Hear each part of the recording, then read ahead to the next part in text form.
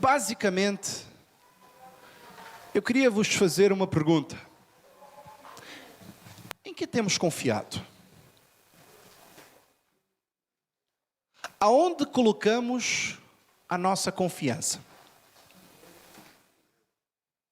Em Deus, diríamos nós, não é? Estamos num culto, é isso que o pastor quer ouvir, então vamos lá dizer em Deus. Sabem, de facto, Deus é onde devemos colocar as nossas esperanças e a nossa confiança. Mas se formos sinceros, nem sempre é assim, pois não.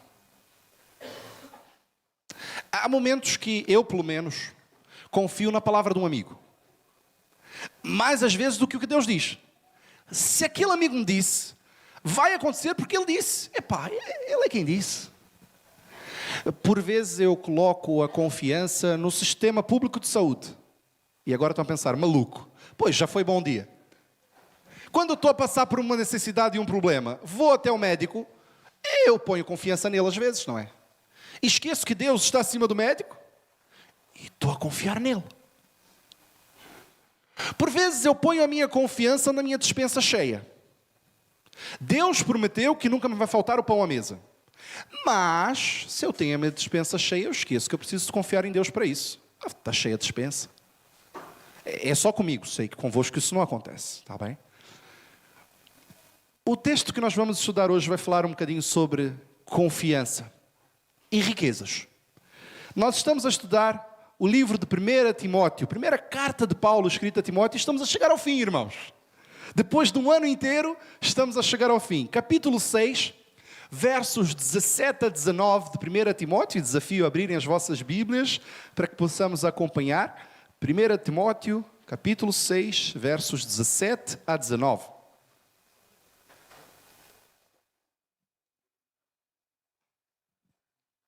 Diz assim a tradução que tenho em mãos.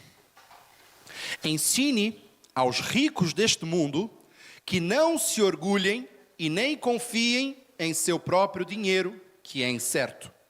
A sua confiança deve estar em Deus, que provê ricamente tudo o que necessitamos para nossa satisfação.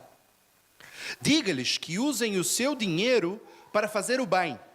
Devem ser ricos em boas obras, generosos com os necessitados, sempre prontos a repartir. Deste modo, acumularão tesouros para si como um alicerce firme para o futuro, a fim de experimentarem a verdadeira vida. Amém? Vamos orar. Deus e Pai, eis aqui um trecho da Tua palavra lido, Senhor, e eu te peço que nessa manhã, mais uma vez, o Senhor use-me a mim para falar, ó Deus, aquilo que Tu queres. Que não seja a minha incapacidade humana um limitador para aquilo que Tu queres fazer. Em nome de Jesus. Amém. Muito bem, só falta o próximo domingo, está bem? A gente acaba com essa carta. Mas hoje nós chegamos aos finalmente. Na verdade, no próximo domingo é só uma recomendação final. Portanto, hoje Paulo vai dizer sobre o último grupo de pessoas que Timóteo teria que lidar na igreja. Para quem tem vindo a acompanhar, ele já falou sobre viúvas, já falou sobre jovens, já falou sobre idosos, já falou sobre várias pessoas, e agora vai falar sobre os... Quem aqui é rico? Pois. Quem tem amigos ricos? É bom ter amigo rico, não é? Não é bom ter piscina, é bom ter um amigo que tenha, que assim ele fica com o trabalho e a gente com a diversão. É bom! Quantos aqui gostavam de pertencer ao grupo dos ricos? Vá, sejam sinceros. Eu gostava. Eu gostava, claro que sim. Por que não? Abraão foi rico, na minha vez eu tenho que ser pobre? Eu gostava. Mas sabem, aqui há dias eu estava a conversar com um dos meus amigos ricos, é verdade, tenho alguns, graças a Deus. Eu estava a conversar sobre algumas coisas com ele e ele estava a dizer sobre um amigo rico dele. E sobre como, ao conversar com esse amigo, ele se sentia pobre. Sobre como o amigo, a falar das suas riquezas, ele sentia-se pobre. E eu só conseguia pensar, bem, se tu és pobre, miserável homem que sou. Amigo, se tu não pagares a conta desse restaurante hoje que nós estamos a comer, eu vou ficar o mês inteiro para pagar. Mas sabem, a verdade é que há pessoas mesmo ricas. E quando eu conversava e pensava sobre isso, quando li o texto, eu me lembrei que se calhar a riqueza é relativa. Ele que para mim é tão rico, sentia-se pobre diante de outro rico. E comecei a pensar. E comecei a me perguntar o que faz de alguém rico. Já se fizeram essa pergunta? O que é que faz alguém ser rico? A verdade é que se nós formos às organizações mundiais, elas têm muitos parâmetros para medir isso. Mas eu vou fazer uma pesquisa muito simples. Se nós compararmos as nossas riquezas a 5% da população de Portugal, que é detentora de 42% da riqueza de todo o país, somado tudo que a gente tem aqui, a gente é miserável. É verdade.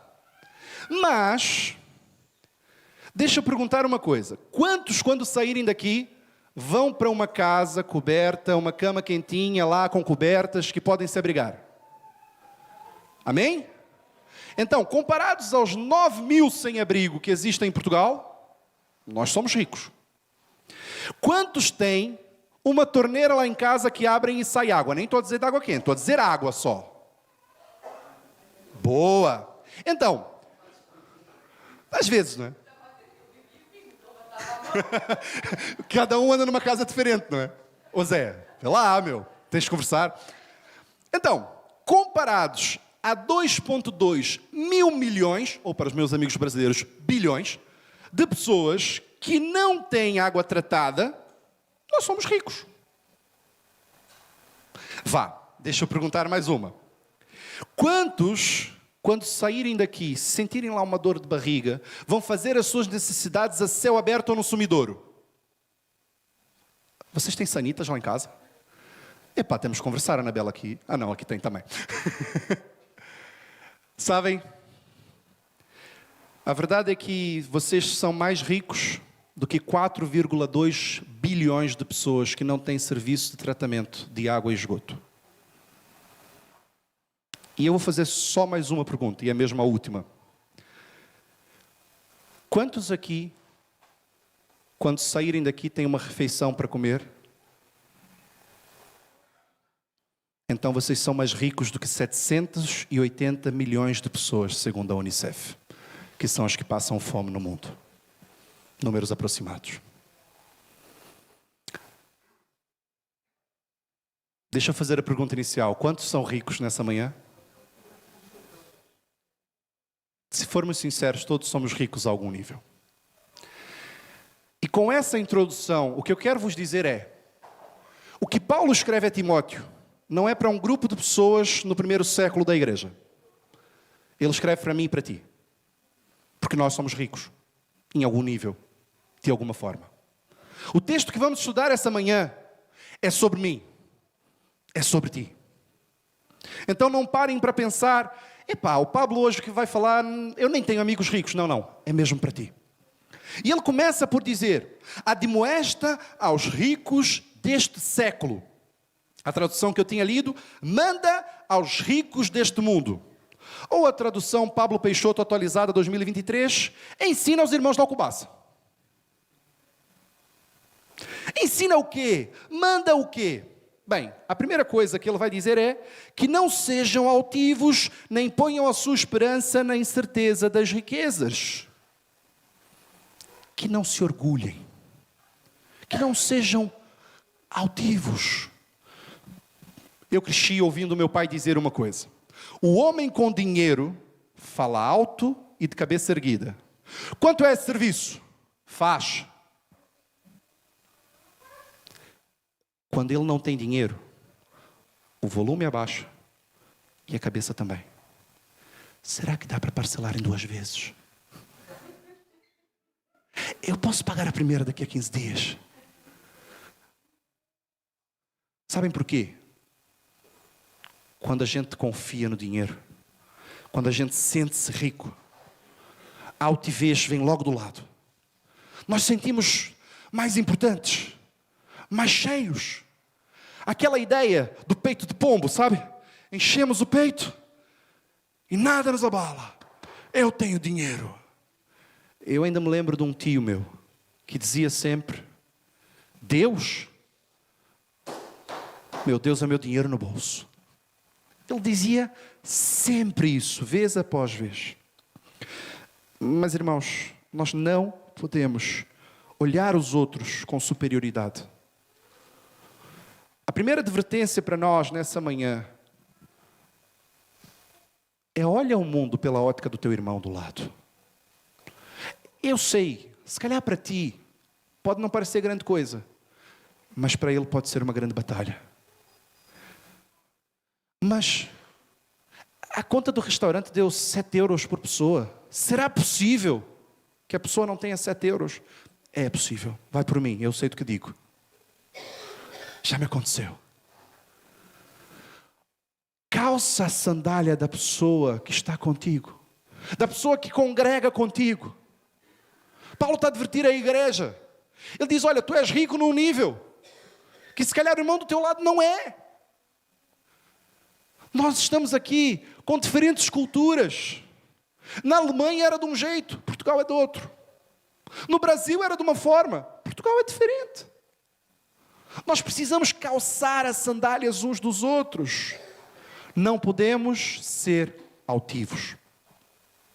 O segundo alerta que ele diz é: não devemos confiar no dinheiro. As riquezas vêm e vão. Quantos aqui já tiveram mais dinheiro na banca do que têm hoje? Amém? Os que não levantaram a mão, glória a Deus, gosto de ser vosso amigo. Mas é verdade, as riquezas vêm e vão. Muitas coisas acontecem, algumas que fogem ao nosso controle. Quando eu era miúdo, os meus pais tinham um casal de amigos ricos, era o único que a gente tinha. E eu me lembro muito daquele casal, porque eles eram muito generosos. Eles tinham mesmo muita boa vontade em dar. Eles gostavam de partilhar e de participar e faziam festas. Só que eu ainda me lembro do absurdo que era quando eles nos convidavam para festas de aniversário das bonecas das filhas dele. É sério, festa de aniversário de boneca. Boneca mesmo, não, ele não chamava a filha de boneca, era mesmo uma boneca inanimada, ok? E nem era o Reborn, naquela altura não existia. Ele alugava às vezes salões de festa e fazia festas a sério. Eu, enquanto criança, amava aquilo. Era mais uma festa onde eu ia comer, brincar. Ele alugava camas elásticas e não sei o quê. Era mesmo uma festa séria, como se fosse de uma das filhas. Eu ainda me lembro que, devido a uma grande crise que aconteceu no Brasil e investimentos errados, essa família perdeu tudo. E chegaram a precisar de cabazes alimentares lá em casa. Se calhar alguns estão a dizer: pois, andavam a esbanjar. Não é o caso, irmãos. A verdade é que riquezas vêm e vão. Quem é mais antigo, principalmente que acompanha a história do Brasil, sabe que tivemos um ex-presidente que resolveu pegar todas as poupanças e congelá-las e levá-las embora. Simplesmente, de um dia para o outro. Meus irmãos, riquezas vêm e vão. Não confiem no dinheiro. Não vale a pena. Também não estou aqui a dizer que ninguém deve guardar, está bem? São coisas diferentes. Mas nós não precisamos e não podemos colocar a nossa confiança na riqueza. O livro de Provérbios vai dizer, no capítulo 23, versos 4 e 5, não esgota as suas forças tentando ficar rico. Tenha bom senso. As riquezas desaparecem assim que você as contemplam. Elas criam asas e voam ao céu como águia. A riqueza voa. O dinheiro desaparece. E é por isso que Paulo vai dizer: não confia nas riquezas, confia antes em Deus. Confia no Senhor. Porque Ele dá o pouquinho que nós precisamos. É isso que diz o texto, não é? Não. O que é? Tudo. Eu gosto, na verdade, da jogada de palavras que Paulo vai usar. Eu queria que vocês olhassem para o texto agora. O texto de 1 Timóteo, capítulo 6. Ele vai dizer: ordena aos ricos desse mundo que não sejam orgulhosos, nem ponham a sua esperança nas incertezas da riqueza, mas em Deus que concede o quê? Algumas traduções vão dizer: ricamente tudo o que necessitamos. Eu acho fantástico o jogo de palavras. Ei, ricos, não confiem nas riquezas. Confiem em Deus, porque Ele vai vos dar ricamente tudo o que vocês precisam. E eu acho fantástico, porque Ele não diz só o necessário, no sentido de o pão nosso de cada dia. Essa palavra de Paulo, essa promessa, é diferente das outras que nós lemos na Bíblia. Porque geralmente o que a Bíblia vai falar é mesmo isso, é a ideia do necessário. É só o pão de cada dia, é só o que eu preciso para aquele momento. Aqui não, Ele está mesmo a dizer, olha, confia no Senhor, porque Ele vai te dar ricamente tudo o que tu necessitares para a tua satisfação. E é isso mesmo que diz o texto original. É mesmo aquela ideia de quando nós vamos comer a nossa comida favorita. Quando a gente termina de comer a nossa comida favorita, geralmente a gente diz o quê? Já comi o suficiente. Não. Aliás, eu quando como a minha comida favorita, eu tenho que desabotoar e dizer, eu estou mesmo cheio. Eu estou mesmo satisfeito. Eu estou quase farto. Sabem? É essa a ideia. Deus vai te dar até estares mesmo satisfeito. E meus irmãos, eu não estou aqui a falar de teologia da prosperidade. Quem me conhece sabe que eu não gosto de nada disso. Mas de facto, nesse texto, o que Paulo está a dizer é, confia no Senhor. Porque se tu fizeres isso, tu vais ser farto. Mas sabe porquê? Tu vais começar a olhar a riqueza de outra forma. Tu vais perceber que a tua riqueza tem um propósito de existir. Lembram-se das parábolas dos talentos? Onde um enterra e os outros aplicam? Talento não é para ser enterrado. Riqueza não é para ser guardada.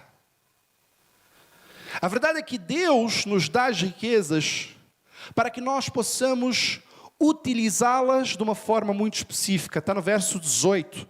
Ele diz que existem 4 regras que devemos seguir para as nossas riquezas. Digo-lhes que usem o seu dinheiro para fazer o bem, devem ser ricos em boas obras, generosos com os necessitados e sempre prontos a repartir. Meus irmãos, pode até parecer que são sinônimos, mas não são. A verdade é que elas são complementares. O primeiro propósito para o qual tu és rico, e já conversamos sobre isso e todos somos ricos, é para fazer o bem. Fazer o bem sem olhar a quem? É isso mesmo, irmãos. Nós somos desafiados a fazer o bem. Isso não é nenhuma novidade para nós. Alguém aqui nunca tinha ouvido que tem que fazer o bem? Não é novidade.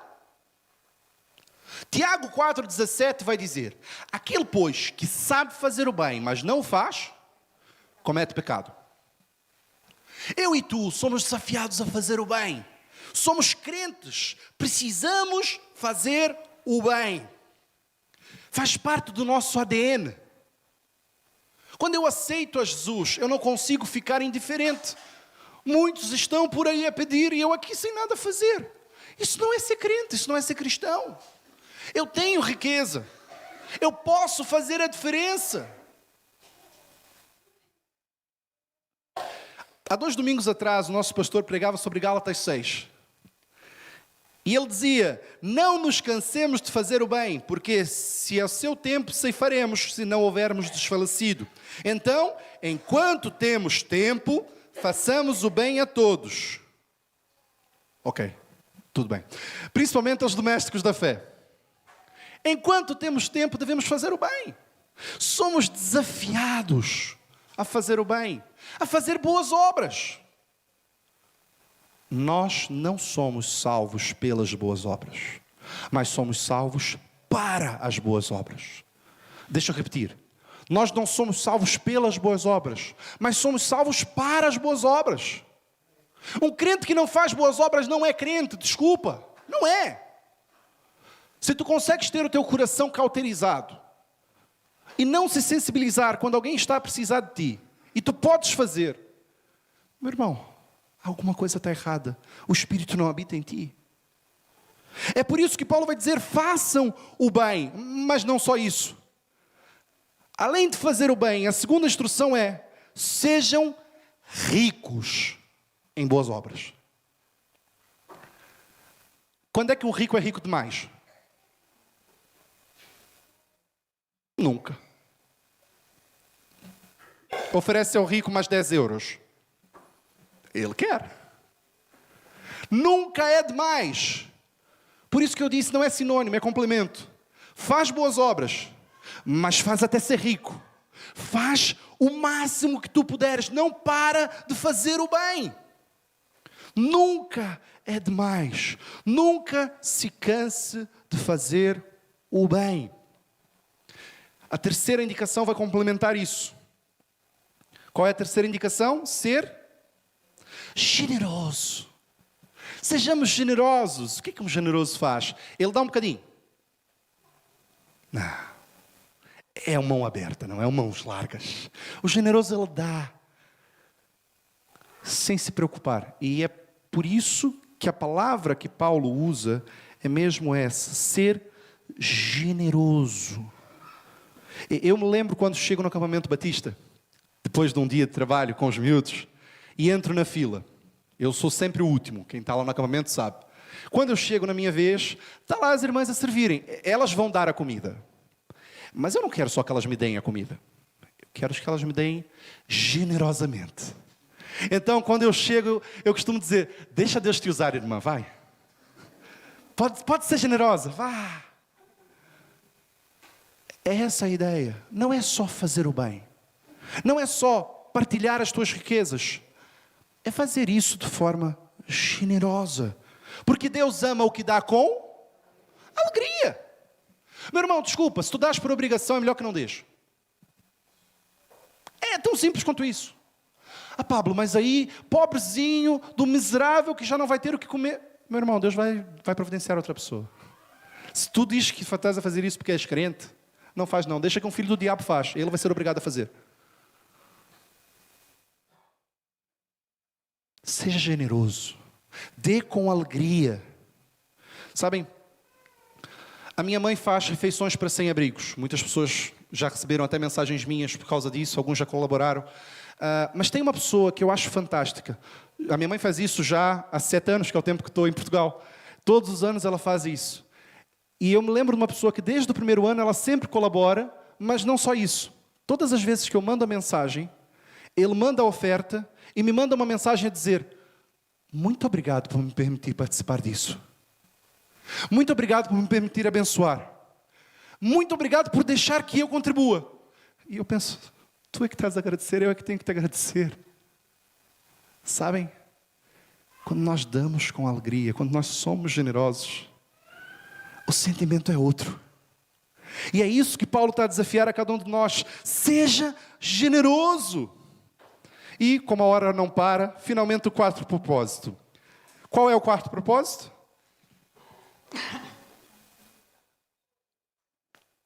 Estejamos prontos para repartir. E eu acho fantástico. Repartir é diferente de dar. Repartir é dividir, é isso mesmo. Repartir é dividir. E aí entrem, se calhar, na minha vida e na vida de alguns irmãos aqui. Não é dar o que sobreja. É ir ao armário, pegar 1 dos quilos de arroz que lá tem e dar a alguém que está a precisar. Isso é dividir, isso é repartir. É dar não apenas porque eu tenho a mais, mas porque eu sei que o outro precisa. É dividir o que eu tenho para mim, com alegria. Mas eu gosto muito da expressão que Paulo usou, que não foi apenas a ideia do repartir e dividir. É prontos para isso. E o prontos para isso não é só, como dizem os meus amigos do Nordeste do Brasil, pronto. Não é já agora. A palavra original aí no grego, ela na verdade vai trazer uma noção de ser comunicável. É estar sempre pronto para responder no sentido que vão te achar. Já repararam? O que as pessoas costumam dizer é, se precisares de alguma coisa, liga-me. Tu precisas de alguma coisa, telefona 15 vezes e o miserável não atende. Só comigo que acontece, não é? Quando a gente precisa, todos desaparecem. E o que Paulo está a dizer é, não desapareças. Estejas pronto, estejas disponível, esteja ali. A gente só vai saber a necessidade do nosso irmão na igreja se eu tiver a passar pelo mesmo que ele, se eu estiver do lado dele. Não esteja numa cúpula porque tu és rico e não se mistura com os outros. Junta-te aos outros, vê quais são as necessidades deles e esteja pronto, esteja disponível. É por isso que a música que nós cantamos no início dizia, és Deus de perto e não de longe. Não é que Ele não seja, mas basta chamar, Ele lá está, Ele está atento. E nós devemos estar atentos. E Paulo termina tudo isso a dizer, deste modo, ou seja, se tu usares essas riquezas que Deus já te deu para praticar o bem, sendo rico em boas obras, generoso e pronto para repartir, aí tu vais acumular um tesouro para ti mesmo. E parece um erro, pelo menos para mim quando eu li. Porque eu diria que uma pessoa que reparte, que dá o que tem, que é generoso, essa pessoa vai ficar pobre, não rico. Ela não vai acumular tesouro. Ele diz, esse tesouro é o bom fundamento. Porque ela vai entender o para que ela tem esse tesouro. Ela vai entender que não é para aqui, é para a vida eterna. É para o futuro. Ele vai entender o que diz Deuteronômio capítulo 8, que foi o mesmo texto que Jesus usou para falar com o diabo na tentação. Nem só de pão viverá o homem. Tu vais entender que a riqueza que tu tens aqui dá um conforto fantástico. Podes comprar coisas incríveis, mas nem se compara ao que realmente vale a pena nessa vida. Tu vais entender que o teu tesouro está nos céus. E o desafio que fica para mim e para ti nessa manhã é muito simples. Vais confiar em quem depois disso tudo? Vais continuar a guardar tesouros para ti?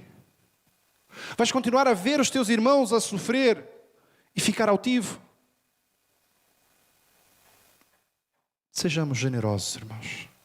Estejamos prontos a abençoar quem precisa. Estejamos prontos para fazer o bem, enquanto é tempo. Nós vamos terminar esse ato de culto cantando, Senhor, o meu desejo é te honrar. Eu te dou o meu coração, mas te dou também todo o meu ser. Para ti eu quero viver. Todo o meu respirar e por onde eu andar, que seja feita a tua vontade na minha vida. E é isso que eu te desafio, a terminar com essa oração cantada juntamente conosco, dizendo que de facto queres tu também colocar tua vida, teus dons, teus talentos e todos os teus recursos na mão do Senhor. Vamos juntos ficar de pé e terminar cantando.